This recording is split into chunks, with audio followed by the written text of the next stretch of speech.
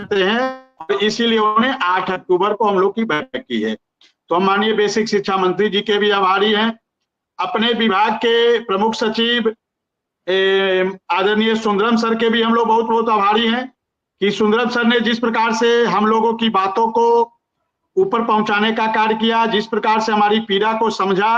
और 7 अगस्त को हमने देखा 1.5 घंटे लगभग माननीय आदरणीय सुंदरम सर से हम लोग की वार्ता हुई थी, 1.5 घंटे। और जो हमारी 11 सूत्री की मांग थी उस पे एक एक मुद्दे पे माननीय सुंदरम सर उसको बात कर रहे थे, देख रहे थे, समझ रहे थे। तो सुंदरम सर का भी बहुत बहुत आभारी है हम लोग सर। और अपने डीजी मैडम कंचन मैडम का भी हम लोग बहुत बहुत आभारी हैं कि मैडम का भी हम लोग को बहुत सहयोग रहा है, समर्थन रहा है। और चलिए विक्रम सिंह जी, बिल्कुल आपकी बात ठीक है और आभारी भी रहना चाहिए, लेकिन मेरा एक सवाल है छोटा सा कि महाराष्ट्र में आज मदरसा टीचरों का 3 गुना वेतन हो गया, यानी 6,000 से 16,000। सरकार ने आज ही ऐलान किया, आज ही कैबिनेट में पास हुआ और इसी महीने से लागू कर दिया। क्योंकि वहां चुनाव है इसलिए वहां ज्यादा तनाव है। हरियाणा चुनाव के बाद ये पूरी तरीके से सरकार समझ चुकी है कि शिक्षक कर्मचारियों को हमें अब समझना पड़ेगा। पहले जो बैलेट पेपर खुले उसमें 78 सीटें हार गई। पहले चरण में बैलेट पेपर खुलते हैं वो सब सरकारी कर्मचारियों के होते हैं, तो उन्हें लगा कि सरकारी कर्मचारी नाराज है और इसलिए बीजेपी ने अपनी रणनीति बदल दी। आज ही कई बड़ी घोषणाएं कर डाली है महाराष्ट्र में। मेरा अपना आकलन है कि मुख्यमंत्री जी को ये उनके सजाती और उनके पार्टी के सहयोग से बनी सरकार है, तो मुख्यमंत्री जी को जरूर इस मुद्दे पर अधिकारियों के साथ और बेसिक शिक्षा मंत्री के साथ बातचीत करनी चाहिए। मैं अभी आऊंगा, हमारे साथ गुड्डू सिंह जी है, उनका भी स्वागत है और गुड्डू सिंह जी के पास पहुंच। प्रणाम मिश्रा जी। जी प्रणाम मिश्रा गुड्डू सिंह, ये एक अच्छी पहल है महाराष्ट्र सरकार की कि 3 गुना वेतन कर दिया। वो चाहे मदरसा टीचर हो या फिर उर्दू शिक्षक हो या फिर शिक्षा मित्र हो, ये जो संविदा शिक्षक है ये सब एक वैरायटी बना दी, 6,000 से लेके 10,000 तक।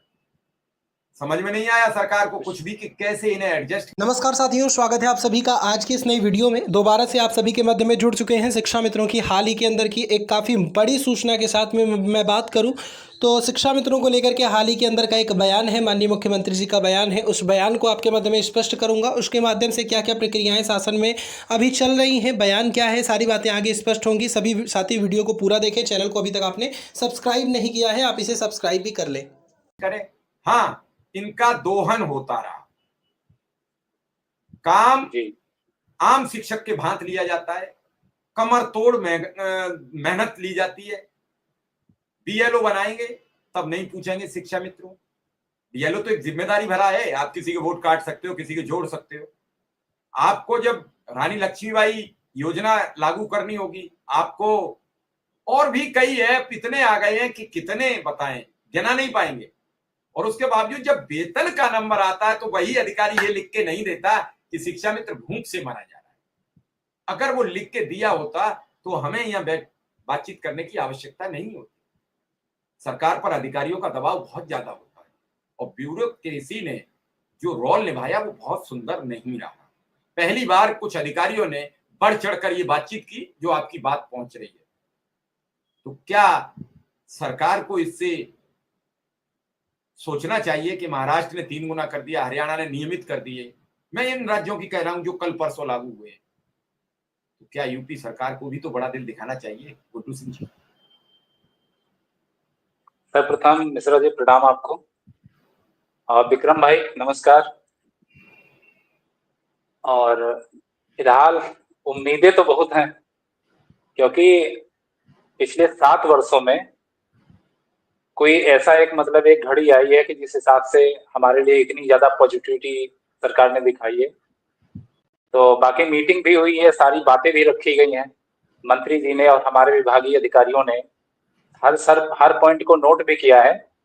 और कहीं न कहीं हम लोगों को पूरी उम्मीद है कि इस बार हम लोगों को कुछ न कुछ मिलने की जरूर ही एक बहुत बड़ी उम्मीद है।